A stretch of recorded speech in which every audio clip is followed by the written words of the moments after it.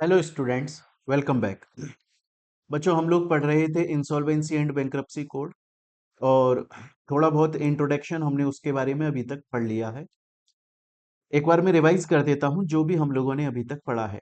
हमने देखा insolvency and bankruptcy code India के अंदर 2016 के अंदर इंट्रोड्यूस किया गया। ये 2016 में क्यों लाया गया?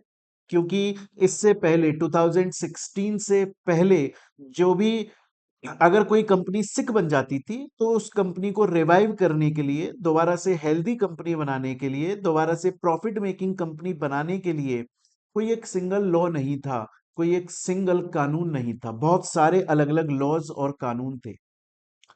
तो क्योंकि बहुत सारे रूल्स रेगुलेशंस थे, बहुत सारे लॉज थे और वो कॉम्प्लेक्स हो जाता था, तो इस वजह से कंपनीज रिवाइव नहीं हो पाती थी या बहुत कम कंपनीज रिवाइव हो पाती थी। ज्यादातर कंपनियां वाइंड अप हो जाती थी। तो गवर्नमेंट को लगा कि यार एक सिंगल लॉ होना चाहिए, एक सिंगल कानून होना चाहिए जिसकी मदद से कंपनीज को रिवाइव किया जा सके। हमें बहुत सारे लॉज नहीं चाहिए। तो सिर्फ एक एक्ट की जब जरूरत महसूस हुई तो फिर इंट्रोड्यूस किया गया हमारा इंसॉल्वेंसी एंड बैंक्रप्सी कोड। इसके अंदर हम लोगों ने यह भी देखा था कि आखिर सिक कंपनी का मीनिंग क्या होता है। सिक कंपनी का मतलब होता है ऐसी कंपनी जिसके एक्यूमुलेटेड लॉसेस, जिसके इतने सालों से इकट्ठे हो रहे लॉसेस जब भी उस कंपनी के प्रॉफिट के बराबर या ज्यादा हो जाते हैं तो वो कंपनी सिक बन जाती है। आप अपने ऊपर लेकर सोचिए, आपके जितने लॉस हैं या आपके ऊपर जितनी लाइबिलिटी है, अगर वो आपकी कमाई के बराबर हो जाए तो एक हिसाब से आपकी जेब में कुछ पैसा बचेगा ही नहीं, क्योंकि जो कमा रहे हो उतनी तो आपकी लाइबिलिटी है या लाइबिलिटी ज्यादा है। तो लाइबिलिटी प्रॉफिट के बराबर या उससे ज्यादा तो आप सिक बन जाते हो। हमने ये भी देखा था कि आखिर ये insolvency and bankruptcy code introduce क्यों किया गया। देखिए, दो मेन ऑब्जेक्टिव्स हैं इसके। पहला, चेक करना कि क्या सच में कोई कंपनी सिक बन गई है। क्यों चेक करते हैं हम ऐसा कि सच में कोई कंपनी सिक बन गई है? क्या कंपनीज कभी कभी नाटक करती हैं सिक बनने का? जी हाँ, बहुत बार ऐसा होता है कि कंपनीज ड्रामा करती हैं, शो करती हैं, नाटक करती हैं, झूठ बोलती हैं कि वो सिक बन गई हैं। ऐसा वो क्यों करती हैं? ऐसा वो इसलिए करती हैं ताकि उनको इंसॉल्वेंट, दिवालिया डिक्लेयर कर दिया जाए। तो जब उनको इंसॉल्वेंट, दिवालिया डिक्लेयर कर दिया जाएगा तो उससे क्या होगा कि जो भी लोग उनसे पैसा मांगते हैं वो बोल देंगे कि देखो, हम तो हो गए भैया इंसॉल्वेंट, बैंकरप्ट हो गए हम तो, अब हम तुम्हें तुम्हारा पैसा रिटर्न नहीं कर सकते। तो इस वजह से पैसे से बचने के लिए, अपनी लाइबिलिटी से बचने के लिए कंपनीज बहुत बार झूठ भी बोलती हैं। तो इसीलिए बोला जाता है कि इंसॉल्वेंसी एंड बैंक्रप्सी कोड का पहला ऑब्जेक्टिव क्या है? पहला ऑब्जेक्टिव यह है कि वो चेक कर लो कि क्या कंपनी सच में सिक बन गई है। अगर कंपनी सच में सिक बन गई है तो कोशिश करो कि क्या उसे रिवाइव किया जा सकता है। क्या कंपनी अभी इस पोजीशन में, लॉस तो है कंपनी के अंदर पर इतना लॉस नहीं है कि उसे रिवाइव नहीं किया जा सके, उसे दोबारा से हेल्दी ना बनाया जा सके। अगर पॉसिबल है हेल्दी बनाना तो स्कीम बनाओ, करो उसे रिवाइव। और अगर पॉसिबल नहीं है उसे हेल्दी बनाना तो फिर भैया एक काम करो, वाइंड अप कराना शुरू कर दो। ये दो मेन ऑब्जेक्टिव होते हैं। उसके अलावा बच्चों, मैंने लास्ट क्लास में आपको यह भी पढ़ाया था कि इंसॉल्वेंसी एंड बैंक्रप्सी कोड जो है ये किस किस के ऊपर एप्लीकेबल होता है। ये कंपनीज के ऊपर एप्लीकेबल होता है, ये एलएलपीज के ऊपर एप्लीकेबल होता है, पार्टनरशिप फर्म और उनके इंडिविजुअल मतलब पार्टनर्स के ऊपर एप्लीकेबल होता है, ये प्रोप्राइटरशिप फर्म, इंडिविजुअल पर्सन के ऊपर एप्लीकेबल होता है, स्टैट्यूटरी कंपनी पर एप्लीकेबल होता है। पर इंपॉर्टेंट बात यह है कि यह किस पर एप्लीकेबल नहीं होता। मैंने बताया था आपको, ऐसे बॉडी कॉरपोरेट्स जो कि फाइनेंशियल सर्विसेज प्रोवाइड करते हैं, एग्जाम्पल के तौर पे बैंक्स, फाइनेंशियल इंस्टीट्यूशंस, है ना, mutual funds, collective investment schemes, ये वो हैं जो कि फाइनेंस से रिलेटेड सर्विस प्रोवाइड करते हैं, और ये इंसॉल्वेंसी एंड बैंक्रप्सी कोड के अंदर कोई भी बेनिफिट नहीं ले सकते। इनके ऊपर ये कोड एप्लीकेबल ही नहीं होता। क्यों नहीं होता, इसका लॉजिक और रीजन दोनों मैंने आपको बताया था। बच्चों, इस वाले टॉपिक से रिलेटेड प्रीवियस ईयर में क्वेश्चंस आ चुके हैं कि इंसॉल्वेंसी एंड बैंक्रप्सी कोड किस किस पर एप्लीकेबल नहीं होता, और वो मैं आप लोगों को ऑलरेडी पढ़ा चुका हूं। क्लियर है ये चीज यहां तक? अब हम इसके आगे देखेंगे। देखिए, आपकी बुक के अंदर ना पूरा ये सब कुछ लिखा हुआ है, एग्जाम्पल भी लिखे हुए हैं, और ये सब कुछ यहां तक लिखा है। मेरे से एक बार एक बच्चे ने ये पूछा, बोला सर आप तो बार बार ना ये बोलते हो कि इंसॉल्वेंसी एंड बैंक्रप्सी कोड के अंदर मेन ऑब्जेक्टिव्स दो हैं। अगर कंपनी रिवाइव हो सकती है तो उसे रिवाइव कर दो, स्कीम प्रिपेयर कर लो, और अगर रिवाइव नहीं हो सकती तो फिर उसे जल्दी से वाइंड अप करो, उसका भी टाइम खराब मत करो। पर सर आपने बहुत बार ये बोला है इन दो मेन ऑब्जेक्टिव्स के अलावा और भी ऑब्जेक्टिव्स होते हैं इंसॉल्वेंसी एंड बैंक्रप्सी कोड के। ऑल दो, हालांकि वो जो अदर ऑब्जेक्टिव्स हैं वो इन दो मेन ऑब्जेक्टिव से जुड़े हुए हैं, और एट द एंड इन्हीं का ही कंक्लूजन है वो।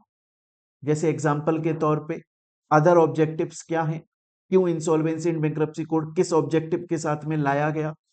इसलिए लाया गया कि मैंने बताया था इससे पहले बहुत सारे अलग अलग लॉज चलते थे जिसकी वजह से कंपनीज रिवाइव नहीं हो पा रही थी, तो उनको अमेंड कर दिया जाए और उनको इकट्ठा करके एक लॉ बना दिया, आईवीसी। तो इसलिए लाया गया। दूसरा इसलिए लाया गया ताकि जो कंपनीज का रिवाइवल है वो स्पीड अप हो जाए, एंटरप्रेन्योरशिप जो है, ईज ऑफ डूइंग बिजनेस, उसको बढ़ावा मिले, कंपनीज जो है वो बंद ना हो, एम्प्लॉयज जो है वो अनएम्प्लॉयड ना हो जाए, है ना। और ये इंसॉल्वेंसी का रिवाइवल का जो प्रोसेस है उसको इजी करने के लिए ये इसलिए लाए गए थे। कंपनी जो है वो टाइम बाउंड मैनर में एक पर्टिकुलर टाइम के अंदर अंदर रिवाइव हो जाए। मैंने बोला आपको मेन ऑब्जेक्टिव ये दो हैं, ये याद रखिए, बाकी सब काम आपका हो जाएगा। क्लियर है ये चीज? स्टूडेंट बोलता है सर मुझे आपकी बात यहां तक पूरी तरीके से समझ में आ गई, पर सर मेरा एक क्वेश्चन है। मैंने कहा क्या क्वेश्चन है?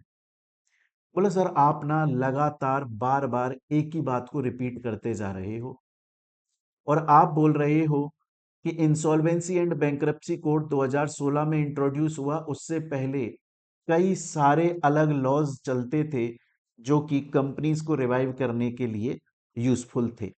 कौन से लॉज थे सर वो? तो सुन लीजिए फिर कौन से लॉज थे।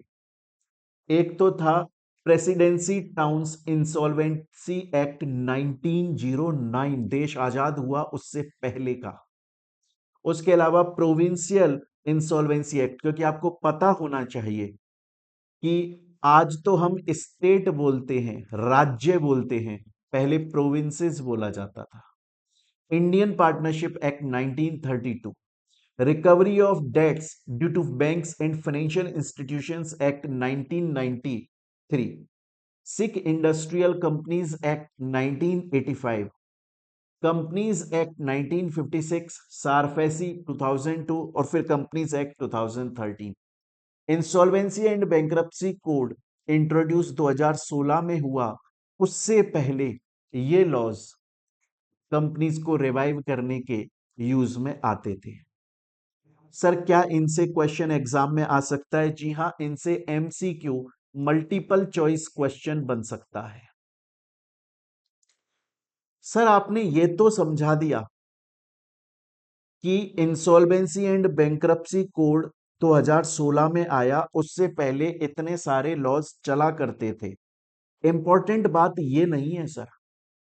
इंपॉर्टेंट बात यह है कि ये जो इतने सारे लॉज आईबीसी 2016 के इंट्रोड्यूस होने से पहले चला करते थे, क्या आज भी चल रहे हैं? या फिर जब इंसॉल्वेंसी एंड बैंक्रप्सी कोड 2016 के अंदर इंट्रोड्यूस हुआ उसके बाद में ये रिपील हो गए, खत्म हो गए? अब ये बताओ कि ये जितने भी एक्ट्स आपने हमको बताए कि ये आईबीसी के इंट्रोड्यूस होने से पहले चल रहे थे, तब उस वक्त एग्जिस्ट करते थे, क्या आज भी एग्जिस्ट करते हैं? क्या इंसॉल्वेंसी बैंक्रप्सी कोड आने के बाद में भी ये लॉज एग्जिस्ट करते हैं? इनमें से कुछ ऐसे लॉज हैं, इनमें से कुछ ऐसे एक्ट हैं जो कि आईबीसी के आने के बाद रिपील हो गए, खत्म हो गए, हट गए। अब उनका एग्जिस्टेंस नहीं रहा क्योंकि इंसॉल्वेंसी एंड बैंक्रप्सी कोड आ चुका था और वो कंपनीज को रिवाइव कर रहा था। और ये इंपॉर्टेंट है, इसके ऊपर प्रीवियस ईयर्स में क्वेश्चंस आ चुके हैं, डायरेक्ट क्वेश्चन आते हैं कि वो कौन कौन से लॉ हैं, वो कौन कौन से एक्ट हैं जो कि इंसॉल्वेंसी एंड बैंक्रप्सी कोड के आने के बाद रिपील हो गए, हट गए, खत्म हो गए। उसको याद रखो। कंपनीज एक्ट 2013 का चैप्टर 20 एंड 21, उसके अलावा कंपनीज एक्ट 1956 का पार्ट 6A 7 391, उसके अलावा recovery of debts and bankruptcy act 1993, SICA act 1985, presidency towns insolvency act 1909, provincial insolvency act 1920 and chapter 13 of LLP act 2008। ये वो लॉज हैं जो आईबीसी के आने के बाद रिपील हो गए, हट गए। ये आपको याद रखना है। ये एग्जाम के अंदर 1 या 2 नंबर का एमसीक्यू की फॉर्म में पूछा जा सकता है। स्टूडेंट बोलता है सर मेरे को यहां तक की बात पूरी तरीके से समझ में आ गई। देखो, एक बार सर मैं खुद ही आपको रिवाइज करके बता दूं, सर आपने क्या पढ़ाया। आपने बोला इंसॉल्वेंसी बैंक्रप्सी कोड 2016 में आया। देखो बच्चों, एक चीज आप नोट कर लीजिएगा कि मैं बार बार रिवाइज करवाऊंगा, क्योंकि होता ऐसा है कि हम पढ़ते हैं तो हमें आगे की चीजें समझ में आती हैं, पुरानी चीजें भूल जाते हैं। मैं वो होने नहीं दूंगा, मैं बार बार रिवाइज करवाऊंगा। इंसॉल्वेंसी एंड बैंक्रप्सी कोड 2016 में इंट्रोड्यूस हुआ, क्योंकि उससे पहले कंपनीज को रिवाइव करने के बहुत सारे लॉज थे, पर वो बहुत सारे होने की वजह से कॉम्प्लेक्स हो जाती थी सिचुएशन, हम किसी एक लॉ को यूज नहीं कर पाते थे। एक लॉ के बजाय दूसरा लॉ के अगेंस्ट में आता था, कंपनीज वाइंड अप हो रही थी। हमें एक अकेला स्ट्रॉन्ग परफेक्ट एक्ट चाहिए था जो कंपनीज को रिवाइव कर सके, तो आईबीसी 2016 में इंट्रोड्यूस करा गवर्नमेंट ने। उसके बाद की बात फिर हमने पढ़ी कि ये सबके ऊपर एप्लीकेबल है, कंपनी के ऊपर है, एलएलपी के ऊपर है, स्टैट्यूटरी कंपनी के ऊपर है, इंडिविजुअल के ऊपर है, पार्टनरशिप फर्म के ऊपर है, उनके पार्टनर्स के ऊपर है। लेकिन ऐसे बॉडी कॉरपोरेट जो कि फाइनेंशियल सर्विसेज प्रोवाइड करते हैं, जैसे म्यूचुअल फंड हो गया, जैसे आपके बैंक्स हो गए, फाइनेंशियल इंस्टीट्यूशंस हो गए, कलेक्टिव इन्वेस्टमेंट स्कीम्स हो गई, मर्चेंट बैंकर हो गए, इनके ऊपर एप्लीकेबल नहीं होता। आपने बताया इनके दो मेन ऑब्जेक्ट हैं। पहला, अगर कंपनी रिवाइव हो सकती है तो कोई स्कीम बना के रिवाइव करो, और अगर रिवाइव नहीं हो सकती तो उसे जल्दी से वाइंड अप करवा दो। उसके बाद में आपने ये भी बताया सिक कंपनी का मीनिंग क्या होता है। जब किसी कंपनी के एक्यूमुलेटेड इकट्ठे हो रहे लॉसेस जब भी कभी भी उसके प्रॉफिट के इक्वल या उससे ज्यादा हो जाते हैं, वो कंपनी सिक बन जाती है। सर यहां तक आपने पढ़ा दिया और हमें यहां तक समझ में आ गया, ये भी हमें समझ में आ चुका है। और प्रीवियस ईयर क्वेश्चन भी आपने सर हमें लास्ट क्लास में करवा दिए थे। आगे चलते हैं। सर आप ना, एक बात आप बार बार बोल रहे हो कि आईबीसी 2016 में आया। कैसे आता है सर ये? कैसे प्रोसेस कैसे होता है? ऐसे होता है कि रात को मोदी जी सो रहे होते हैं और सुबह उठकर बोलते हैं बड़बड़ बड़बड़ आईबीसी आ गया, ऐसे हो जाता है? नहीं, ऐसे नहीं होता। कैसे होता है देखो, पहले ना मिनिस्टर पहले ना मिनिस्टर इसको लोकसभा में इंट्रोड्यूस करते हैं।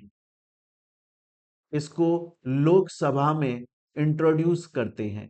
इंट्रोड्यूस करने का मतलब है प्रपोज करते हैं। प्रपोज करते हैं कि हम ऐसा एक लॉ लाने की सोच रहे हैं, तो आप लोग इसके ऊपर वोटिंग करें। ऐसा होता है। आ रही है मेरी बात यहां तक समझ में? बोला मिनिस्टर्स जो है ना, वो पहले इसको प्रपोज करते हैं, तब तक ये बिल होता है। फिर लोकसभा के अंदर इसके ऊपर वोटिंग की जाती है। अगर ये अप्रूव हो गया, लोकसभा के अंदर अगर इसके फेवर में ज्यादा वोट्स आ गई, तो फिर ये राज्यसभा के अंदर प्रपोज होता है। सर पहले लोकसभा में क्यों? क्योंकि लोकसभा को लोअर हाउस बोला जाता है। लोकसभा को क्या बोला जाता है? Lower house. और राज्यसभा को हमेशा क्या बोला जाता है? Upper house. आ रही है मेरी बात यहां तक समझ में?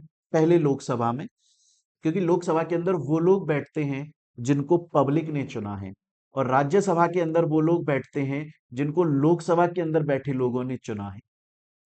फिर जब ये राज्यसभा में भी अप्रूव हो जाता है, उसके बाद में सर प्रेसिडेंट की अप्रूवल दी जाती है, और अगर प्रेसिडेंट ने भी अप्रूव कर दिया तो फिर ये एक एक्ट बन जाता है, फाइनल लॉ बन जाता है। इंसॉल्वेंसी एंड बैंक्रप्सी कोड के साथ में भी ऐसा ही हुआ था, तभी जाकर वो उसका एवोल्यूशन हो पाया। देखिए सर, पहले जो हमारे फाइनेंस मिनिस्टर थे, उन्होंने यूनियन बजट के अंदर इसकी बात रखी, 2014-15 के यूनियन बजट में इसकी बात रखी। उसके बाद में 21 दिसंबर 2015 को लोकसभा में इसे प्रपोज किया गया, और ये 5 मई को लोकसभा से अप्रूव हुआ। फिर ये राज्यसभा के अंदर 11 मई को अप्रूव हो गया, और फिर 28 मई 2016 को प्रेसिडेंट ने इसे अप्रूव कर दिया, और ये कोड बन गया, एक्ट बन गया, क्योंकि दोनों हाउसेस की अप्रूवल आ चुकी थी, लोकसभा राज्यसभा, है ना, और उसके बाद प्रेसिडेंट की अप्रूवल आ चुकी थी, तो ये एक्ट बन गया।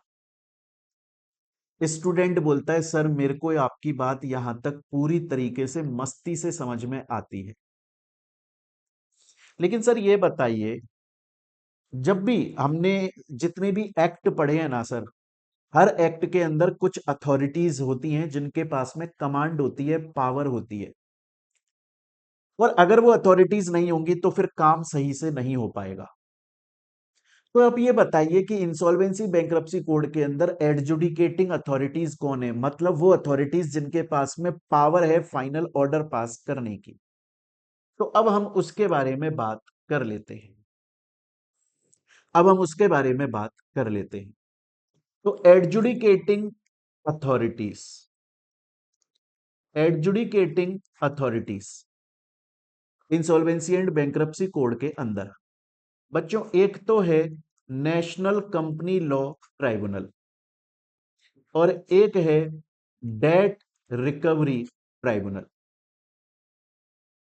अब सर है, हमें कैसे पता चलेगा सर कि हमें डेट रिकवरी ट्राइब्यूनल के अंदर जाना है या हमें नेशनल कंपनी लॉ ट्राइब्यूनल में जाना है? देखो भैया, अगर आप एक कंपनी है या आप एलएलपी हैं, लिमिटेड लाइबिलिटी पार्टनरशिप, और आप इंसॉल्वेंसी एंड बैंक्रप्सी कोड का बेनिफिट लेना चाहते हैं, तो आपको एनसीएलटी के पास में जाना पड़ेगा। सर क्या हम इस बात को ऐसे बोल दें? क्योंकि कंपनी जो है वो भी एक सेपरेट लीगल एंटिटी होती है, उसके पास में खुद की कैरेक्टरिस्टिक्स होती हैं, वो कंपनी से अलग, वो कंपनी के लोगों से अलग खुद की उसकी एक पहचान होती है, और एलएलपी के पास में भी सेम कंपनी वाली कैरेक्टरिस्टिक्स होती हैं। जो कंपनी की कैरेक्टरिस्टिक्स को लेकर चल रहा है, वो तो जाएगा नेशनल कंपनी लॉ ट्राइब्यूनल। अबे यार लॉजिक नहीं है क्या? नाम क्या है, एक बार दोबारा बोलो अथॉरिटी का। National company, national company law tribunal.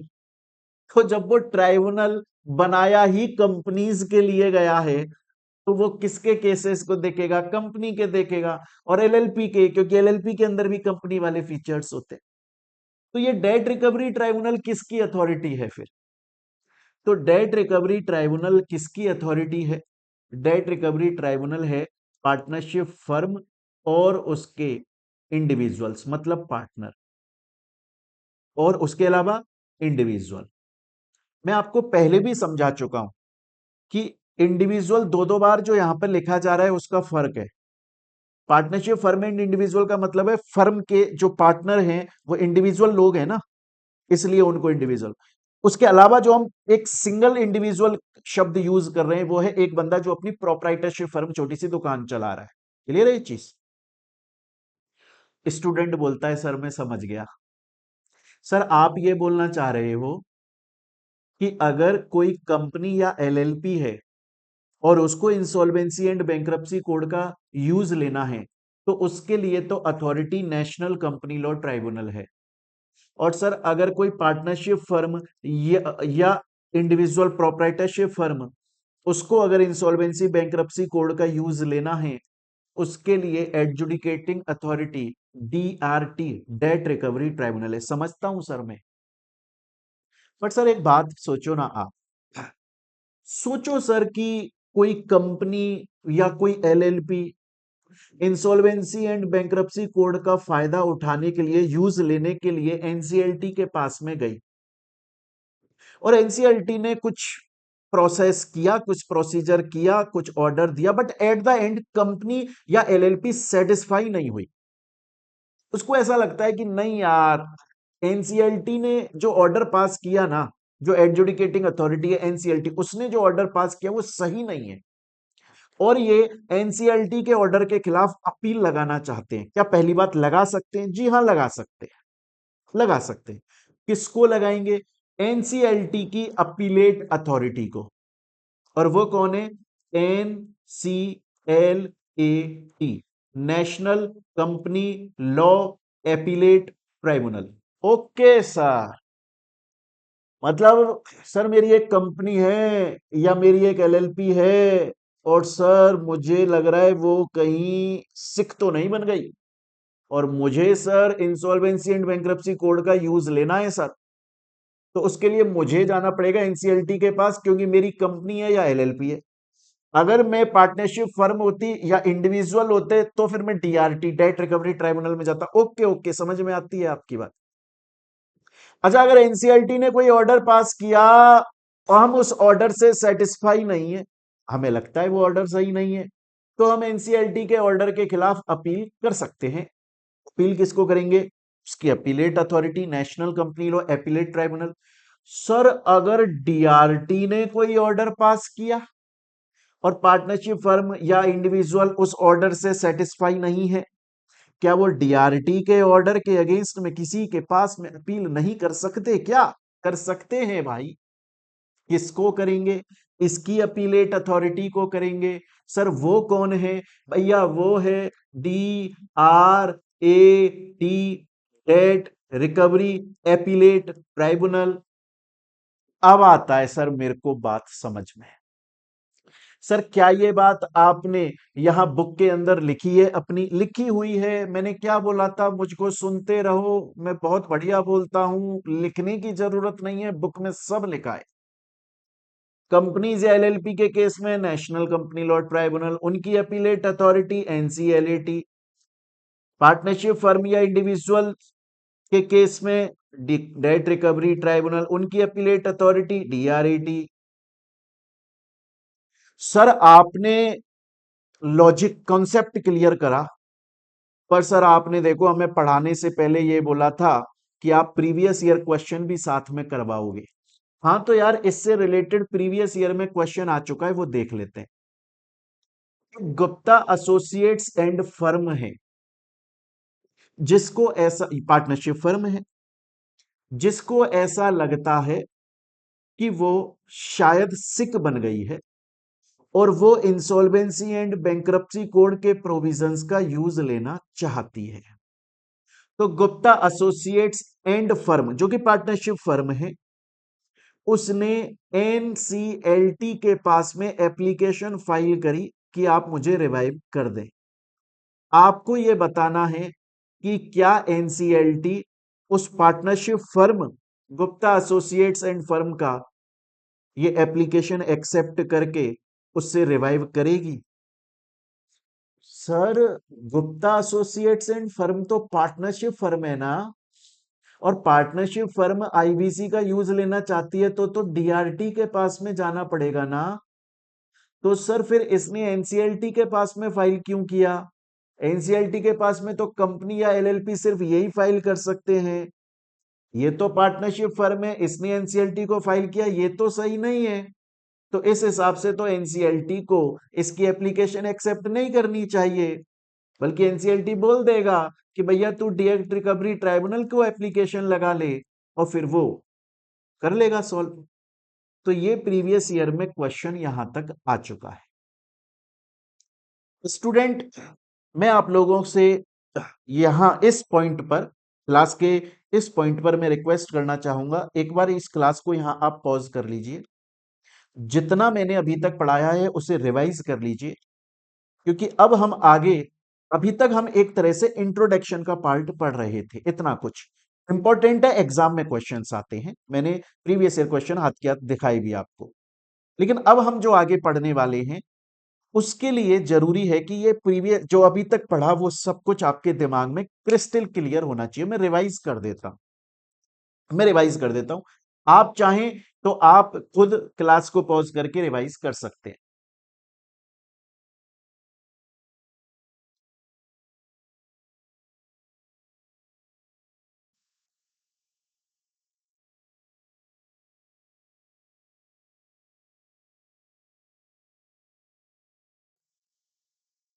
हमने अभी तक पढ़ा कि इंसॉल्वेंसी एंड बैंक्रप्सी कोड 2016 में आया। जब वो 2016 में आया, उससे पहले कंपनीज को रिवाइव करने के लिए बहुत सारे लॉज थे, और क्योंकि बहुत सारे लॉज थे तो कॉम्प्लेक्स हो जाता था मैटर, इसलिए कंपनीज को सही से रिवाइव नहीं कर पाते थे।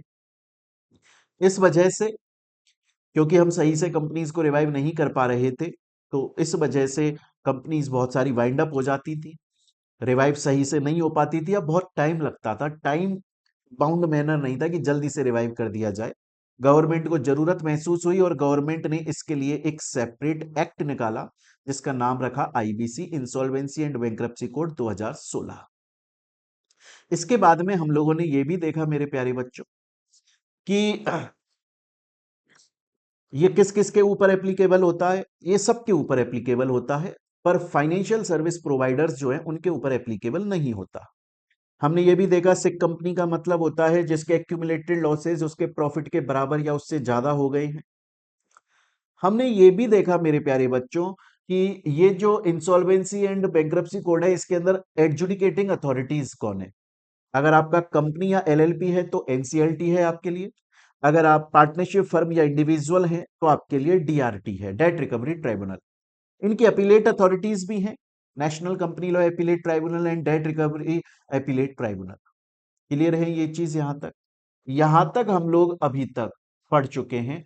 अब हम आगे कंटिन्यू कर रहे हैं, और प्यारे बच्चों, अब मैं आप लोगों को इस चैप्टर के अंदर आगे लेकर चलूं, उससे पहले जरूरी है कि एक बार मैं एक छोटी सी समरी आपको समझा दूं कि आखिर इंसॉल्वेंसी एंड बैंक्रप्सी कोड के अंदर जब कोई कंपनी या फर्म या एलएलपी या पर्सन अगर सिक बन जाता है तो रिवाइव करने के लिए प्रोसीजर क्या होता है।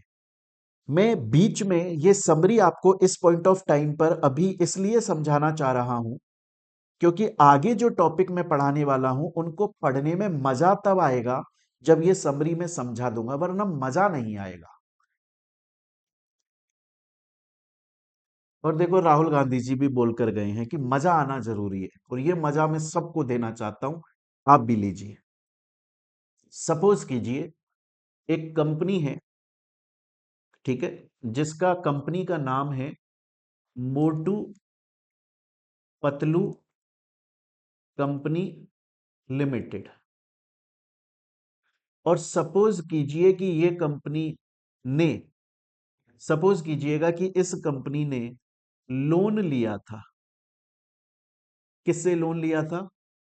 एक भूखा नंगा बैंक है, उस भूखे नंगे बैंक से लोन लिया था, लेकिन उसका ये टाइम पर रीपेमेंट नहीं कर पा रहा है।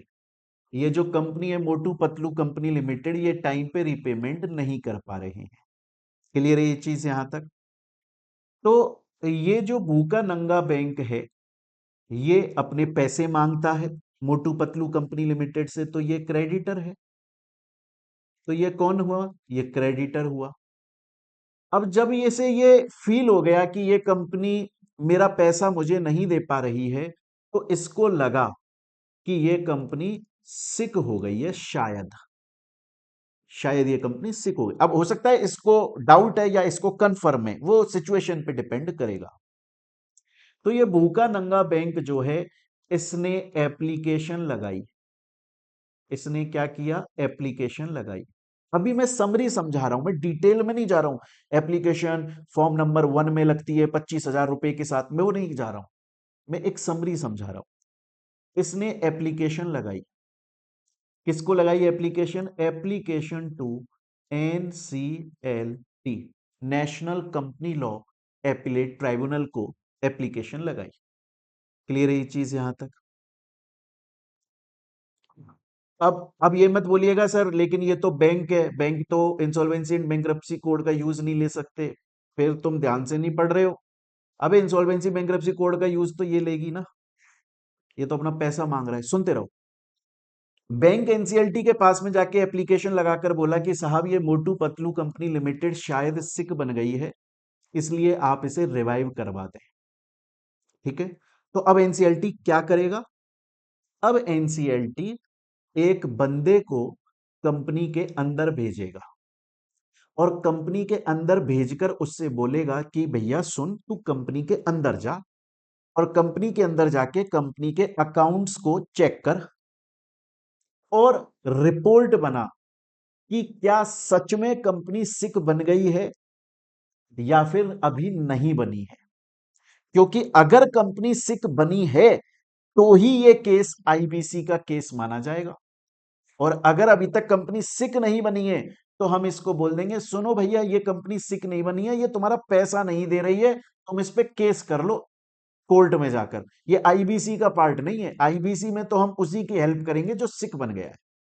तो एनसीएलटी के पास जब एप्लीकेशन आई तो एनसीएलटी ने एक आदमी को यह काम दिया, उसका नाम है इंफॉर्मेशन यूटिलिटी। उसका नाम क्या है? उसका नाम है इंफॉर्मेशन यूटिलिटी। इसका नाम है इंफॉर्मेशन यूटिलिटी। इसका काम है कंपनी के अंदर जाना, कंपनी के अंदर जाकर रिपोर्ट बनाना, और इसकी रिपोर्ट एकदम सही होनी चाहिए क्योंकि आगे का पूरा मामला इसकी रिपोर्ट पे बैठता है भैया। इसकी रिपोर्ट में अगर यह लिखा कि कंपनी सिक है तो एनसीएलटी कंपनी को रिवाइव करने का काम शुरू करेगा, और अगर इसकी रिपोर्ट में यह लिखा आ गया कि कंपनी सिक नहीं है, पागल बना रही है, सिक नहीं है, तो फिर मैटर ही खत्म हो जाता है यार, इसकी रिपोर्ट बहुत जरूरी है भैया। तो एनसीएलटी इंफॉर्मेशन यूटिलिटी को भेज देता है। क्लियर है ये चीज यहां तक? इसने रिपोर्ट बनाई। सपोज कि देखो अगर इसने रिपोर्ट में लिख दिया कंपनी सिक नहीं है तो मैटर खत्म, फिर हम ये चैप्टर ही क्यों पढ़ रहे हैं। हम तो ये बोलते हैं कि इसने रिपोर्ट में लिखा कंपनी भैया सिक बन गई। अब क्या होगा? अब इंसॉल्वेंसी प्रोफेशनल एजेंसी, ये एजेंसीज होती हैं। ये कौन होती है? ये अब मैं डिटेल में पढ़ाऊंगा अभी इसको, अभी सिर्फ सुनते रहो। इसके अंदर से एक दूसरा आदमी जाएगा जिसको हम बोलते हैं रिजोल्यूशन प्रोफेशनल। उसका काम क्या है? वो कंपनी के अंदर जाकर अब ये देखेगा कि ये तो क्लियर हो गया कंपनी सिक बन गई है। कितनी सिक बन गई है कंपनी, कितनी सिक बन गई है, क्या कंपनी को रिवाइव किया जा सकता है, वो ये चीजें देखेगा। क्लियर है? और वो इंट्रीम होगा, इंट्रीम मतलब थोड़े टाइम के लिए उसको अपॉइंट किया जाएगा। तो वो कंपनी को रिवाइव करने के लिए वो देखेगा कितनी सिक, ये तो कंफर्म है सिक बन गई है, तो यहां इंफॉर्मेशन यूटिलिटी नहीं कर दी। इसका काम क्या है? इंट्रीम रिजोल्यूशन प्रोफेशनल का कंपनी के अंदर जाना, चेक करना कि कंपनी कितनी सिक बनी, क्या कंपनी को रिवाइव किया जा सकता है, क्या हम कोई स्कीम या प्लान बना सकते हैं। और फिर इसके बाद में जाएगा मेन रिजोल्यूशन प्रोफेशनल, जो कि ये खुद भी हो सकता है अगर इतना है इसमें टैलेंट। एनसीएलटी सबको लगे अरे यार ये हमने तो इसे थोड़े टाइम के लिए भेजा था पर ये तो बढ़िया काम कर रहा है, इसी कोई फाइनल रिजोल्यूशन प्रोफेशनल बना दो। होता है ना बहुत बार, आपको आपने कभी कहीं पे पढ़ाई कर रहे हो आप, कोई टीचर आपको डेमो देने के लिए आया, आपको लगा कि यार ये तो हमने सिर्फ डेमो देने के लिए बुलाया था, या हमारे मेन टीचर की तबीयत खराब थी 4-5 दिन इनको पढ़ाने के लिए बुलाया था, ये तो यार शानदार ही पढ़ा रहे हैं, बोलो भाई परमानेंट करो इनको, ये तो मजा ही डाल देता है आदमी। तो उसी हिसाब से तो सबसे पहले एप्लीकेशन लगी एनसीएलटी के पास। एनसीएलटी ने इंफॉर्मेशन यूटिलिटी को कंपनी के अंदर भेजा, बोला रिपोर्ट बना, पता लगा कंपनी सच में सिक है कि नहीं है। फिर उसने रिपोर्ट बनाई, रिपोर्ट बनाकर वो उसने बोला कंपनी सिक है, तो इंटरिम रेजोल्यूशन प्रोफेशनल को कंपनी के अंदर भेजा गया, बोला भैया तू कंपनी को चेक कर कितनी सिक है, क्या वो रिवाइव हो सकती है। फिर मेन रेजोल्यूशन प्रोफेशनल को भेजा जाएगा, बोला जाएगा कि भैया तू चेक कर, तू प्लान बना कि कंपनी को कैसे रिवाइव किया जाए, उसका प्लान बना दे। आ रही है मेरी बात यहां तक समझ? रेजोल्यूशन प्लान बना दे, और फिर वो रेजोल्यूशन प्लान जब बन जाएगा तब क्रेडिटर्स के अप्रूवल ले लाकर और उसको इंप्लीमेंट कर देंगे। ये मैंने आपको एक बहुत ज्यादा शॉर्ट में समरी समझाई, और इसको समझाने के पीछे मेरा मकसद है। क्या मकसद है? बड़े ध्यान से सुनना। मेरा मकसद ये है कि आप एक बात बताइए, जब आप किसी पुलिस स्टेशन में जाते हो, जब आप किसी पुलिस स्टेशन में जाते हो अपनी कोई एफआईआर लिखवाने के लिए, तो वहां सीधा कोई आईपीएस या कमिश्नर मिलता है क्या आपकी एफआईआर को सॉल्व करने के लिए? आपने एफआईआर तो भले ही अपनी मेन किसी बंदे को दे दी होगी, लेकिन पुलिस स्टेशन के अंदर जो बाकी के लोग हैं ना, हवलदार हो गया, सब इंस्पेक्टर हो गया, कुछ लोग जो हो गए, मतलब इज्जत वाले लोग हैं, मैं ऐसा नहीं बोल रहा हूं। अगर कोई पुलिस में है या उनके घर वाले पुलिस में है, तो भैया ऐसा नहीं बोला जा रहा है, मैं एक एग्जांपल दे रहा हूं मजाक के लिए, कि जो थोड़ी लोअर पोजीशन पे हैं in comparison to the main commissioner, IPS, SHO, इनसे, वही तो बाकी का काम करते हैं। ऊपर जो कमिश्नर ये सब है, ये सब तो ऑर्डर पास कर देते हैं। इसी तरह से इंसॉल्वेंसी एंड बैंक्रप्सी कोड के अंदर अगर आप बोलोगे सर मेन अथॉरिटी कौन है जो ऑर्डर पास करती है, वो तो हमने पढ़ी एनसीएलटी या डीआरटी। लेकिन सर जब किसी कंपनी कोई सिक बन जाती है, उसको रिवाइव किया जाता है, उसको ये थोड़ी ना खुद अंदर जाकर कंपनी के अंदर जाकर रिवाइव करती होंगी, और लोग होंगे ना इंसॉल्वेंसी बैंक्रप्सी कोड में जिनको भेजा जाता होगा। हाँ, और हैं, एक तो है insolvency and bankruptcy board of India, उसका क्या काम है वो मैं पूरा समझाऊंगा। ये इंसॉल्वेंसी बैंक्रप्सी कोड का रेगुलेटरी काम संभालते हैं, मतलब जब एप्लीकेशन आती है कंपनी को एक्चुअली में रिवाइव करना होता है, तो ये ऑर्डर दे देते हैं, चलो चलो चलो चलो, आ गया कंपनी को रिवाइव करने का काम, चलो शुरू करो, रिवाइव करना शुरू करो। एक होता है आईबीबीआई, एक होता है इंसॉल्वेंसी प्रोफेशनल एजेंसी, एक होता है रिजोल्यूशन प्रोफेशनल, और एक होता है इंफॉर्मेशन यूटिलिटी। ये चारों जो हैं वो ग्राउंड लेवल पर एक्चुअल में कंपनी को रिवाइव करने का पूरा काम करते हैं, और ये लोग जो हैं वो बैठकर ऊपर अपने ऑर्डर पास करते हैं। आ रही है मेरी बात समझ में?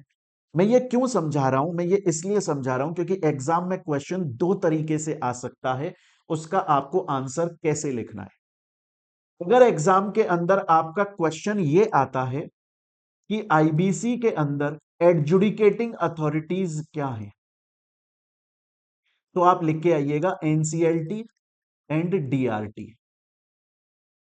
लेकिन अगर आपके पास में एग्जाम में क्वेश्चन ये आता है कि इंसॉल्वेंसी एंड बैंक्रप्सी कोड के अंदर रेगुलेटरी फंक्शंस को कौन संभालता है, या इंसॉल्वेंसी बैंक्रप्सी कोड के पिलर्स कौन कौन हैं, तो उसमें एडजुडिकेटिंग अथॉरिटी तो है, वो तो सबसे ऊपर है, उसके अलावा insolvency and bankruptcy board of India, insolvency professional agency, resolution professional, information utility, ये पांच पिलर्स माने जाते हैं insolvency and bankruptcy board of bankruptcy code के। याद रखिएगा। एक और चीज बता दूं मैं आपको, आप बहुत सारी बुक्स के अंदर ऐसा पाएंगे, और ये गलत है, ये गलत है। आप बहुत सारी बुक्स के अंदर पाएंगे कि एडजुडिकेटिंग अथॉरिटीज ऑफ आईबीसी के नाम पे इनको दिया हुआ है इंसॉल्वेंसी बैंक्रप्सी कोड में। ये अथॉरिटीज थोड़ी हैं, अथॉरिटी तो ये हैं जिनके पास पावर है। ये तो रेगुलेटरी फंक्शन, ये तो रेगुलेट करते हैं, तो ऑपरेट करते हैं, ये तो काम करते हैं ग्राउंड लेवल पर। आ रही है यहां तक बात समझ में? मुझे आपको ये चीजें समझानी थी, इसीलिए मैंने पहले वो समरी समझाई आपको ताकि आप समझ सको। एनसीएलटी या डीआरटी, उनके पास तो एप्लीकेशन जाती है, ऑर्डर देते हैं, चलो चलो रिवाइव करो चलो, फिर ये नीचे के लोग अंदर कंपनी में जाकर काम करते हैं, जिनमें एक है insolvency and bankruptcy board of India, insolvency professional agency, resolution professional, information utility. Student बोलता है सर मेरे को यहां तक आपकी बात पूरी तरीके से समझ में आ गई, मैं अभी पूरा डिटेल में पढ़ाऊंगा इंसॉल्वेंसी बैंक्रप्सी बोर्ड क्या है, कौन बन सकता है, क्या नेटवर्थ की जरूरत है, प्रोफेशनल एजेंसी को, सब कुछ पढ़ेंगे हम डिटेल में, एक एक चीज पढ़ेंगे, सभी प्रीवियस ईयर क्वेश्चन पढ़ेंगे, कहानी से पढ़ेंगे, सुनते रहिए। तो बच्चों इस पॉइंट पर मैं चाहूंगा यहां पर हम एक बार दोबारा जितना हमने पढ़ा वो रिवाइज कर लें, क्योंकि जरूरी हो गया है, तभी आगे पढ़ने में मजा आए।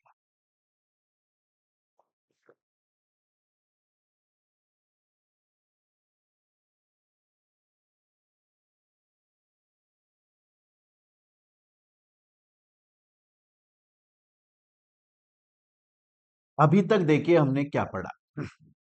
अभी तक हम लोगों ने सबसे पहले पढ़ा कि आखिर इंसॉल्वेंसी एंड बैंक्रप्सी कोड जो है वो कब इंट्रोड्यूस हुआ, 2016 में। फिर उसके बाद में हमने पढ़ा कि उससे पहले बहुत सारे लॉस थे, काम नहीं चल पा रहा था, एक सिंगल लॉ चाहिए था, आईबीसी इंट्रोड्यूस हुआ। ऑब्जेक्टिव दो, मेन मेन ऑब्जेक्टिव दो हैं।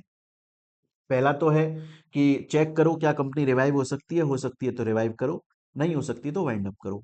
उसके अलावा अदर ऑब्जेक्टिव्स है वो इन दो मेन ऑब्जेक्टिव से जुड़े हुए हैं कि टाइम बाउंड में इसलिए लाए आईबीसी को कि टाइम बाउंड मैनर में कंपनी रिवाइव हो जाए, ईज ऑफ डूइंग बिजनेस हो जाए, एंटरप्रेन्योरशिप बढ़ जाए, इतने सारे कॉम्प्लेक्स लॉस जो है उनको एक बना दिया जाए और इजी हो जाए कंपनीज को रिवाइव करना, ऑल दैट। उसके बाद में फिर हमने पढ़ा इससे पहले कुछ लॉस चला करते थे, वो मैंने आपको यहां पर समझाए, और मैंने ये भी समझाया कि आईबीसीए के आने के बाद कुछ लॉज रिपील भी हो गए, हट गए। एमसीक्यू में 1 या 2 मार्क का क्वेश्चन आ सकता है। एप्लीकेबल किस पर है, सब पे एप्लीकेबल है, बट किस पे नहीं है ये ज्यादा याद रखना जरूरी है। जो फाइनेंशियल सर्विस प्रोवाइडर्स हैं उनके ऊपर एप्लीकेबल नहीं है। इससे रिलेटेड प्रीवियस ईयर का क्वेश्चन हमने सॉल्व कर लिया था। फिर उसके बाद में नेक्स्ट हम लोगों ने देखा था इवोल्यूशन कैसे हुआ, कि भैया पहले फाइनेंस मिनिस्टर ने यूनियन बजट 2014-15 के यूनियन बजट में प्रपोज किया, देन इसे लोकसभा में इंट्रोड्यूस किया, लोकसभा से पास हुआ, फिर राज्यसभा से पास हुआ, फिर प्रेसिडेंट से पास हुआ और ये एक्ट एक कोड बन गया। फिर उसके बाद में हमने एडजुडिकेटिंग अथॉरिटीज देखी, authorities adjudicating authorities NCLT national company law tribunal and DRT date recovery law tribunal है, और इनकी एपिलेट अथॉरिटी है national company law appellate tribunal, date recovery appellate tribunal. Student बोलता है अपन को यहां तक समझ में आता है। फिर इसके अंदर कुछ रेगुलेटरी फंक्शंस करने वाले कुछ बॉडीज हैं, है ना, जिनको हम पिलर्स ऑफ आईबीसी भी बोलते हैं। अब इनको सुनिए, वो कौन है। एडजुडिकेटिंग अथॉरिटी तो है ही, insolvency and bankruptcy board of India है, इंसॉल्वेंसी प्रोफेशनल एजेंसी है, इंसॉल्वेंसी प्रोफेशनल, इसको हम रिजोल्यूशन प्रोफेशनल भी बोलते हैं। अगर आप रेजोल्यूशन प्रोफेशनल बोल रहे हैं तो गलत नहीं है, लिख के आप इंसॉल्वेंसी प्रोफेशनल आइएगा, ज्यादा बेहतर रहेगा। इंफॉर्मेशन यूटिलिटीज ये है। क्लियर है। अब हम एक एक करके समझना शुरू करेंगे। अब हम एक एक करके समझना शुरू करेंगे। अब बच्चों मैं आप लोगों को इनको एक एक करके समझाना शुरू करूं, इन चारों को, उससे पहले मैं इनकी भी एक छोटी सी समरी आपको बता दूं, ताकि जब हम फुल एंड फाइनल समझें तो आप बोलोगे सर पहले से समरी दिमाग में थी और अच्छे से क्लियर हुआ। देखो insolvency and bankruptcy board of India, ये आईबीसी के अंदर बोर्ड है, इसके अंदर ग्रुप ऑफ पर्संस बैठते हैं। टोटल मैं बताऊंगा, एक चेयरपर्सन बैठता है, बाकी के 9 अदर मेंबर बैठते हैं, जिसमें से एक आरबीआई ने अपॉइंट किया है, कुछ सेंट्रल गवर्नमेंट ने अपॉइंट किए हैं, वो हम पढ़ेंगे। ये बोर्ड है। इसका काम क्या होता है, इसका काम इसके अंडर में बाकी सब काम कर रहे हैं। इसके अंडर में कौन काम कर रहा है, इंसॉल्वेंसी प्रोफेशनल एजेंसी इसके अंडर में काम कर रही है, इंफॉर्मेशन यूटिलिटी इसके अंडर में काम कर रही है, और जो रिजोल्यूशन प्रोफेशनल है इंसॉल्वेंसी प्रोफेशनल, वो इन एजेंसी के मेंबर हैं, तो वो इसके अंडर में काम कर रहे हैं। इसका मेनली काम क्या होता है, इस insolvency board bankruptcy board of India का काम ये होता है कि कौन इंसॉल्वेंसी प्रोफेशनल एजेंसी बन सकता है, कौन इंफॉर्मेशन यूटिलिटी बन सकता है, कैसे बनेगा, कितनी फीस लगेगी, उनकी क्या ड्यूटीज होंगी, उनके क्या फंक्शंस होंगे, बनने के बाद वो सही काम कर रहे नहीं कर रहे, नहीं कर रहे तो भगा दिए जाओगे, ये सब कुछ मैनेज ये करता है इंसॉल्वेंसी एंड, ये इनका आप ये समझ लो एनसीएलटी दादा है और आईबीबीआई बाप है, और बाकी सब ये कुछ बच्चे घूम रहे घरों में। आ रही है मेरी बात यहां तक समझ में? तो इंसॉल्वेंसी एंड बैंक्रप्सी बोर्ड एक बोर्ड है जिसके अंदर, बोर्ड का मतलब क्या होता है, ग्रुप ऑफ पर्सन, जैसे सेबी है, securities and exchange board of India, जिसके अंदर ग्रुप ऑफ पर्सन बैठे हैं, ऐसे आईबीबीआई के अंदर ग्रुप ऑफ पर्सन बैठे हैं, उनमें एक चेयर पर्सन है, बाकी के 9 अदर मेंबर हैं, कौन है वो हम पूरा डिटेल में पढ़ेंगे। इसका काम क्या है आईबीबीआई का, इसका मेनली काम है कि ये जो इंसॉल्वेंसी प्रोफेशनल एजेंसी है, इंफॉर्मेशन यूटिलिटी है, ये कौन बनेगा, जब बनने होंगे तो क्या क्या लॉज हैं, कंडीशन है जो इन्हें फुलफिल करेंगे, तभी जाकर ये आईपीए की तरह इंसॉल्वेंसी प्रोफेशनल एजेंसी या यूटिलिटी की तरह रजिस्टर हो सकते हैं। फिर इनके क्या फंक्शंस होंगे, अगर इन्होंने सही काम नहीं किया तो फिर क्या इनको वार्निंग दी जाएगी या इन्हें डायरेक्टली हटा दिया जाएगा, ये जितने भी रूल्स रेगुलेशंस हैं ये सब कुछ आईबीबीआई देखकर चलता है। क्लियर है ये चीज?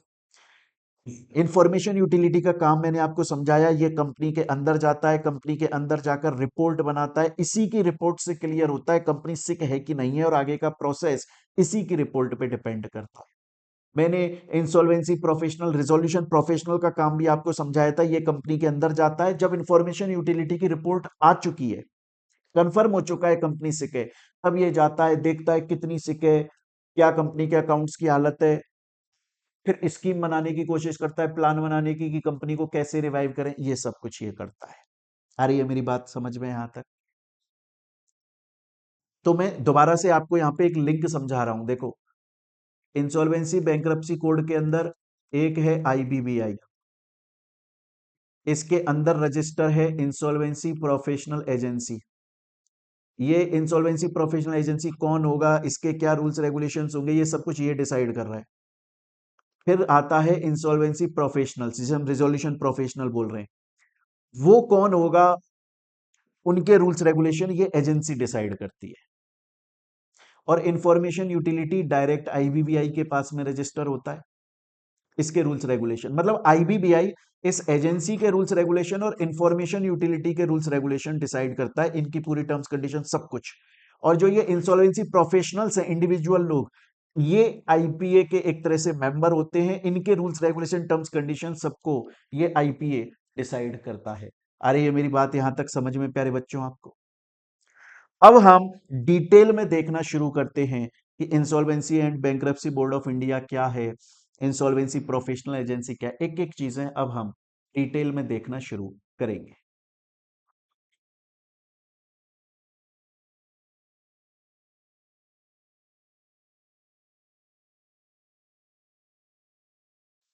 देखिए सबसे पहले हम बात करेंगे insolvency and bankruptcy board of India की, आईबीबीआई की। इसको किसने एस्टेब्लिश किया? इसको सेंट्रल गवर्नमेंट ने एस्टेब्लिश किया, ये इंपॉर्टेंट है, एमसीक्यू के अंदर पूछा जा सकता है।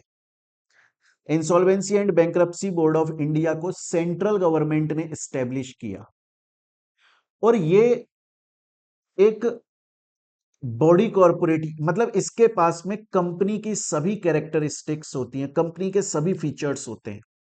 जैसे कंपनी एक सेपरेट लीगल एंटिटी है, इंसॉल्वेंसी एंड बैंक्रप्सी बोर्ड भी एक सेपरेट लीगल एंटिटी है, इसके पास खुद की कॉमन सील होती है, इसके अंदर कैपेसिटी होती है अपने नाम से केस करने की, अपने नाम पे कंपनी के सभी फीचर्स, सभी कैरेक्टरिस्टिक्स, जितने भी फीचर्स या कैरेक्टरिस्टिक्स हैं वो सब insolvency and bankruptcy board of India के पास में अवेलेबल होते हैं, सेम एज कंपनी। एग्जाम के अंदर एक बार एमसीक्यू क्वेश्चन आया था, क्वेश्चन ये आया था कि जो नीचे लिखे हुए ऑप्शंस हैं उनमें से ऐसा कौन सा बॉडी कॉर्पोरेट है जिसे जिसके पास कंपनी के कैरेक्टरिस्टिक्स या फीचर्स अवेलेबल होते हैं। उनमें ऑप्शन दिए गए थे जिसमें से एक ऑप्शन ये आईबीबीआई था, यही टिक करना था बच्चों को, क्योंकि insolvency and bankruptcy board of India के पास में, ये बॉडी कॉर्पोरेट है, ग्रुप ऑफ पर्सन है, इसके पास में कंपनी की सभी सभी सभी कैरेक्टरिस्टिक्स होती हैं। सेपरेट लीगल एंटिटी है, आर्टिफिशियल पर्सन है, कैपेसिटी है, कॉमन सील है, खुद की नेशनलिटी है इसके पास में, मेंबर्स की लाइबिलिटी, वो सब सब फीचर्स इसके पास में होते हैं। ये मैंने यहां पर लिखा भी हुआ है बच्चों। अच्छा, इसका हेड ऑफिस कहां पर है? इसका हेड ऑफिस है न्यू दिल्ली के अंदर। क्लियर है ये चीज? क्वेश्चन ये आता है कि इसकी पावर्स क्या है। अरे मैंने बोला ना, जो इंसॉल्वेंसी प्रोफेशनल एजेंसीज हैं, इंसॉल्वेंसी प्रोफेशनल्स हैं, इंफॉर्मेशन यूटिलिटी है, ये सब जो है वो उनको रेगुलेट करती है। उनकी एलिजिबिलिटी रिक्वायरमेंट डिसाइड करती है, उनकी फीस क्या होगी, उनके क्या चार्जेस होंगे, कैसे रजिस्टर हो पाएंगे वो, उनकी परफॉर्मेंस को मॉनिटर करना, उनके लिए रूल्स रेगुलेशन लॉज बनाना, वो सब काम ये आईबीबीआई करता है। स्टूडेंट बोलता है सर अपन को आपकी बात यहां तक समझ में आती है, पर सर मेरे को ना एक आपसे शिकायत है। अरे मैंने कहा यार शिकायत विकायत मत रखो यार, तुम दिल खोल के बोलो ना, क्या समस्या है, अभी तुम्हारी समस्या का निदान किया जाएगा। है ना, कालीन भैया बोलते हैं ना, करते हैं प्रबंध, तो हम आपकी समस्या का सॉल्यूशन का प्रबंध करेंगे, बताओ।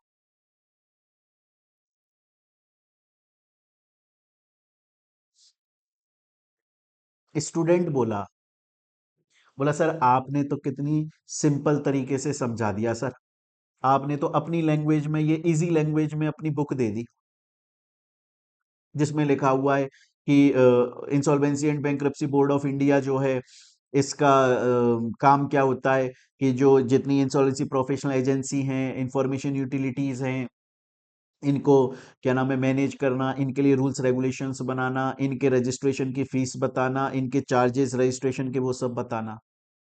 अब ये समझने में तो सर मजा आता है जब हम बुक आपकी पढ़ते हैं, रिवाइज करते हैं, पर एग्जाम में क्वेश्चन तो सर हो सकता है ना लीगल लैंग्वेज में आ जाए, वो समझा देते हैं। आपका अगर एग्जाम में क्वेश्चन आएगा ना, तो वो आएगा आईबीबीआई के फंक्शंस बताओ। आप लिखिएगा आईबीबीआई के 3 फंक्शन है। पहला तो फंक्शन है लेगिस्लेटिव, दूसरा फंक्शन है एग्जीक्यूटिव, और तीसरा फंक्शन है क्वासाई जुडिशियल बॉडी की तरह। सर लेगिस्लेटिव शब्द का मतलब क्या होता है? इसका मतलब होता है लॉ बनाने वाली बॉडी।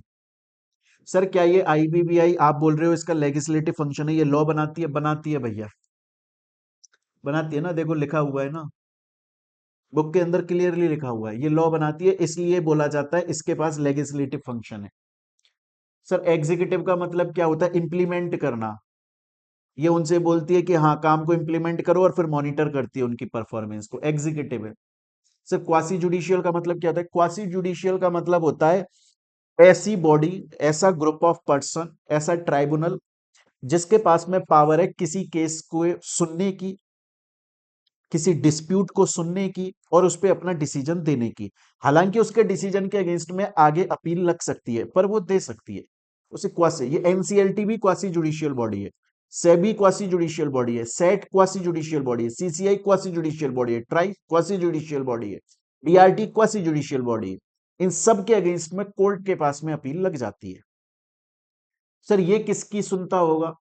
बे यार इसके अंदर कौन रजिस्टर है? Insolvency professional agency, information utility, उन्हीं की बेचारे की कोई समस्या है, बोलता है टेंशन ना लो, बताओ क्या समस्या है, अभी सॉल्व करते हैं तुम्हारा। इसलिए बोला जाता है कि ये जो insolvency and bankruptcy board of India है, इसके 3 फंक्शंस हैं। एक तो है लेगिस्लेटिव, लेगिस्लेटिव में क्या लॉ बना रहा है इन सब के लिए। दूसरा है एग्जीक्यूटिव, इनको इंप्लीमेंट करा रहा है काम, इनकी परफॉर्मेंस को मॉनिटर कर रहा है। एक है क्वासी जुडिशियल बॉडी की तरह, इनमें अगर कोई डिस्प्यूट हो रहा है तो उसे सॉल्व कर रहा है। अब ये तो लीगल हो गया, एग्जाम में आ जाए तो इसको लिख देना, बाकी प्रॉपर अपनी लैंग्वेज में समझाने के लिए तो मैंने आप लोगों को ये लिखा ही हुआ है यहाँ पर। आ रही है बात समझ में? देखो मैंने खुद ने लिखा हुआ है, इसीलिए देखो यहाँ पर स्पेलिंग में मिस्टेक भी हो गई। इंफॉर्मेशन की स्पेलिंग में लास्ट में ओ एन आना चाहिए, गलती से एनओ लिख गया। पर आपकी बुक में ये सही होगा, टेंशन ना लें, क्योंकि जब मैं पढ़ा रहा हूँ उसके बाद में एडिट हो गया, आपके पास जो पहुंचा उसमें स्पेलिंग सही है। स्टूडेंट बोलता है sir insolvency and bankruptcy board एक बोर्ड होता है, सेंट्रल गवर्नमेंट ने इस्टेब्लिश किया, 2016 में इस्टेब्लिश किया इसको, इसका हेड ऑफिस न्यू दिल्ली के अंदर है। और इसके पास कंपनी की सभी कैरेक्टरिस्टिक्स होती हैं। आपने इसके तीन फंक्शंस भी बता दिए, लेजिस्लेटिव, एग्जीक्यूटिव, क्वासी जुडिशियल। ये सब समझ में आता है सर मुझे, ये सब कुछ समझ में आता है सर मुझे, कोई दिक्कत वाली बात है नहीं सर मेरे को, यहां तक क्लियर है ये चीज। पर सर ये बताओ ना, आईबीबीआई बॉडी है, ग्रुप ऑफ पर्सन है, कितने लोग इसके अंदर बैठते हैं, कंपोजिशन क्या है insolvency and bankruptcy board of India का? क्योंकि इसके ऊपर एक बार डायरेक्ट क्वेश्चन पहले आ चुका है कि आईबीबीआई का कंपोजिशन बताइए। देखिए आईबीबीआई के अंदर एक तो बैठता है चेयरपर्सन और बाकी बैठते हैं 9 अदर मेंबर। अब ये क्वेश्चन आता है सर 9 अदर मेंबर जो हैं वो कौन है? देखो 9 अदर मेंबर जो हैं वो उनमें से तीन तो वो हैं जो सेंट्रल गवर्नमेंट के ऑफिसर्स हैं, उनमें से तीन तो वो हैं जो सेंट्रल गवर्नमेंट के ऑफिसर्स हैं और जिनकी रैंक जॉइंट सेक्रेटरी से नीचे नहीं है, जॉइंट सेक्रेटरी के बराबर या उससे ज्यादा है। जैसे कौन कौन से, अच्छा आप समझिएगा, मैं देखो यहां पे लिखता हूं आईबीबीआई का कंपोजिशन। मैंने उसमें बोला इसमें 9 मेंबर बैठते हैं। इसमें से पहले मैंने बोला 3 मेंबर वो होते हैं जो कि सेंट्रल गवर्नमेंट के ऑफिसर्स होते हैं। अब सर सेंट्रल गवर्नमेंट के ऑफिसर होते हैं का मतलब सेंट्रल गवर्नमेंट की बहुत सारी मिनिस्ट्रीज हैं, सेंट्रल गवर्नमेंट की बहुत सारी मिनिस्ट्रीज हैं, ये उनके ऑफिसर होते हैं। जैसे सर कौन सी मिनिस्ट्री के ऑफिसर होते हैं? जैसे मिनिस्ट्री ऑफ फाइनेंस का होना चाहिए एक बंदा, एक बंदा मिनिस्ट्री ऑफ कॉरपोरेट अफेयर्स का होना चाहिए और एक मिनिस्ट्री ऑफ लॉ का होना, एक एक जरूरी है, जरूरी है, इन तीनों मिनिस्ट्री में से एक एक होना चाहिए। और ये किस रैंक पर होंगे? जॉइंट सेक्रेटरी के बराबर या उससे ज्यादा, उससे कम पर नहीं होंगे। चलो सर 9 में से 3 समझ में आ गए, बाकी बाकी एक आरबीआई अपॉइंट कर देता है। सर आरबीआई क्यों कर रहा है? तो ये देखो भारत के अंदर, इंडिया के अंदर फॉरेन से रिलेटेड जितने भी ट्रांजैक्शन है उनको आरबीआई देखता है। अब हम कंपनीज को रिवाइव करने की बात करें, उनमें फॉरेन ट्रांजैक्शन तो आ ही सकता है ना, इसलिए एक बंदा आरबीआई का भी बैठता है। तो सर ये तो 4 हो गए ना, 3 हो गए ये, प्लस एक मेंबर हो गया आरबीआई के थ्रू नॉमिनेटेड। अब सर फिर 5 बच गए। अब बाकी के 5 को सेंट्रल गवर्नमेंट खुद नॉमिनेट कर रही है। उन 5 में से 3 तो होल टाइम मेंबर होंगे जो पूरा समय इसी के लिए देंगे, 2 भले ही पार्ट टाइम हो सकते हैं। ओके सर अब समझा। इंसॉल्वेंसी एंड बैंक्रप्सी बोर्ड के अंदर टोटल 10 लोग हैं जिनमें से एक चेयरपर्सन है, और जरूरी नहीं है वो मेंबर में से भी बन जाएगा। एक चेयरपर्सन है, बाकी 9 अदर मेंबर है। उन 9 मेंबर में से 3 जो हैं वो तो सेंट्रल गवर्नमेंट की मिनिस्ट्रीज में से, एक जो है वो मिनिस्ट्री ऑफ फाइनेंस में से आए, मिनिस्ट्री ऑफ लॉ में से आए, मिनिस्ट्री ऑफ कॉर्पोरेट अफेयर्स में से आया, ये है सारे। जॉइंट सेक्रेटरी या उसके बराबर या उसके ज्यादा की पोजीशन होनी चाहिए, उससे कंपनी होना चाहिए। नेक्स्ट एक को आरबीआई ने अपॉइंट करा है और इसके अलावा 5 को सेंट्रल गवर्नमेंट ने अपॉइंट करा है, जिसमें से 3 होल टाइम मेंबर्स हैं, 2 जो है वो पार्ट टाइम मेंबर हैं। सर अपन को समझ में आता है, टेंशन लेने का है ही नहीं अपने को। पर पर सर एक बात बताओ ना यार, सर ये जो चेयरपर्सन है या ये जो मेंबर्स हैं, क्या एक बार इनको किसी को क्या एक बार किसी को इंसॉल्वेंसी बैंक्रप्सी बोर्ड का चेयरपर्सन या मेंबर बना दिया गया, बात खत्म, जिंदगी भर वही रहेगा? अरे नहीं यार, 5 साल के लिए अपॉइंट होते हैं ये। अच्छा अच्छा अच्छा अच्छा अच्छा अच्छा, अब आया समझ में सर। ये जो चेयरपर्सन है या मेंबर है ये 5 साल के लिए अपॉइंट होते हैं। क्या सर ये रीअपॉइंट हो सकते हैं? अरे काम बढ़िया कर रहे हैं तो हो सकते हैं यार, क्या दिक्कत है? अगर आदमी बढ़िया है, डिस्क्वालिफाइड नहीं है, काम अच्छा करता है, तो वैसे तो 5 साल के लिए अपॉइंट हो रहा है, और रीअपॉइंट कर लो, टेंशन लेने का है ही नहीं अपने को। बोला सर वो सब तो ठीक है, पर क्या ये इनको जिंदगी भर ही रीअपॉइंट रीअपॉइंट रीअपॉइंट रीअपॉइंट करते रहे क्या? अरे बुड्ढे हो जाएंगे सर, ये सनकी हो जाएंगे, दिमाग खराब हो जाएगा, तब कहां ये डिसीजन ले पाएंगे। अरे इसीलिए गवर्नमेंट ने बोला है 65 साल इनकी मैक्सिमम है। अब सपोज करो ना यार, तुमने किसी को अपॉइंट कर दिया, चेयरपर्सन को अपॉइंट कर दिया, उसकी एज है 62, तुमने बोला इसे 5 साल के लिए अपॉइंट कर लेते हैं, तो भैया वो 3 साल ही रहेगा, क्योंकि 65 मैक्सिमम एज है। 5 साल के लिए अपॉइंट हो सकता है चेयरपर्सन या मेंबर, रीअपॉइंट हो सकता है, बट मैक्सिमम एज 65 है, बात खत्म हो जाती है यहां पर। स्टूडेंट बोलता है अपन को समझ में आ गया, आ गया। पर सर एक समस्या है। सर आप ना ये बोल रहे हो, एक चेयरपर्सन होता है, 9 अदर मेंबर्स होते हैं, एक को आरबीआई नॉमिनेट कर रहा है, 5 को सेंट्रल गवर्नमेंट अपॉइंट कर रहा है, बाकी 3 मिनिस्ट्रीज एक एक मिनिस्ट्री में से आ रहे हैं। उन मिनिस्ट्रीज के अंदर या आरबीआई के डिपार्टमेंट के अंदर भी तो पोजीशन तो बनी होती होंगी ना यार। कोई सीनियर होगा, कोई जूनियर होगा, कोई इतना क्वालिफाइड होगा, कोई इतना क्वालिफाइड होगा, कोई ये होगा, कोई फलाना होगा, कोई ढीकना होगा। पोजीशन तो होती होंगी ना यार सर। हाँ, किसी भी पोजीशन, मतलब ऐसे किसी को भी उठा दें, कोई वहां चपरासी, उसको उठा दें क्या? अरे नहीं नहीं नहीं नहीं नहीं नहीं, ये जो चेयरपर्सन या मेंबर है ना, ये इंटीग्रिटी वाले लोग होने चाहिए, मिलजुल के काम करने वाले लोग होने चाहिए, इनका दिमाग बहुत तेज होना चाहिए, इंटेलेक्चुअल लोग होने चाहिए, रेस्पेक्ट होनी चाहिए समाज में इनकी। देखो लिखा हुआ है, एबिलिटी, काबिलियत वाले लोग हो, इंटीग्रिटी, मिलके काम करेंगे, स्टैंडिंग है ना, अपनी बात पे खड़े रहें। ऐसा नहीं है किसी ने कुछ बोला कि 2 और 2 4 होते हैं, कंफ्यूज हो गया यार, 2 2 4 ही होते हैं क्या? ऐसे नहीं होनी चाहिए। उसके अलावा इनके पास में स्पेशल नॉलेज और एक्सपीरियंस होना चाहिए, लॉ की फील्ड में, फाइनेंस की फील्ड में, इकोनॉमिक्स की फील्ड में, अकाउंटेंसी की फील्ड में, एडमिनिस्ट्रेट, इन सब की इन्हें नॉलेज होनी चाहिए। सर ऐसा क्यों?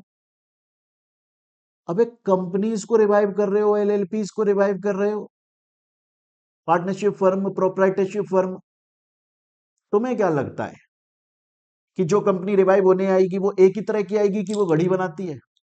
ऐसी भी आएगी जो कपड़ा बनाती है, ऐसी भी आएगी जो मोबाइल के चार्जर बनाती है, ऐसी भी आएगी जो इलेक्ट्रॉनिक ये राइटिंग पैड बनाती है, ऐसी भी आएगी जो ग्लास बनाती है, ऐसी भी आएगी जो बैटरी बनाती है। सब तरह की कंपनियां आएंगी। ऐसी भी आएगी जो सिर्फ इन्वेस्टमेंट कंपनी है, ऐसी भी आएगी जो फॉरेन से डीलिंग करती है। इसीलिए हमें इस तरह के लोगों का कॉम्बिनेशन चाहिए जिनको सभी तरह की नॉलेज हो। स्टूडेंट बोलता है सर यहां तक मेरे को आपकी बात पूरी तरीके से समझ में आ गई, जितना अभी तक आपने पढ़ाया, एक एक चीज बुक में लिखी हुई है, प्रीवियस ईयर क्वेश्चन हमने साथ में सॉल्व करे यहां तक। स्टूडेंट्स, इस पॉइंट ऑफ टाइम पर मैं आप लोगों को एक जरूरी बात बताना चाहूंगा। ये चैप्टर जो हम पढ़ रहे हैं ना, ये कंप्लीट कब होता है? ये चैप्टर कंप्लीट होगा जब हम ये जो क्लासेस पढ़ रहे हैं इसमें पूरा स्टडी मटेरियल हमने पढ़ा, प्रीवियस ईयर क्वेश्चन हम पढ़ रहे हैं। चैप्टर खत्म होने के बाद में आपको एमसीक्यूज की क्लासेस अलग से प्रोवाइड करी गई हैं, और उसके बाद में आपको प्रीवियस ईयर क्वेश्चन की क्लासेस भी अलग से प्रोवाइड करी गई हैं। हालांकि प्रीवियस ईयर क्वेश्चन हम क्लास के अंदर पढ़ रहे हैं, पर मैंने अलग से और प्रीवियस ईयर क्वेश्चन की क्लास आपको दी है, क्योंकि अगर बाई चांस आपको पूरा चैप्टर रिवाइज नहीं करना, सिर्फ प्रीवियस ईयर क्वेश्चन रिवाइज करना है, तो वो अलग से क्लासेस आपको दी गई हैं, आप रिवाइज कर लें। तो जब आप ये सब कुछ पढ़ते हैं ना, जो अभी मैं क्लास पढ़ा रहा हूं वो, उसमें study material, previous year question, MCQs, then previous year question के अलग से क्लासेस, उसके बाद में फिर आपके रेगुलर टेस्ट चलते हैं, तब जाकर आपका ये चैप्टर एंड होता है।